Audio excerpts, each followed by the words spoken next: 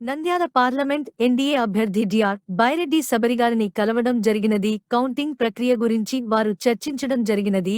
ఈ సమావేశానికి Banaganapalle convener BV Subbareddy, Telugu Desam జిల్లా నాయకులు బళ్ళారి శ్రీనివాసులు చౌదరి కలవడం జరిగింది.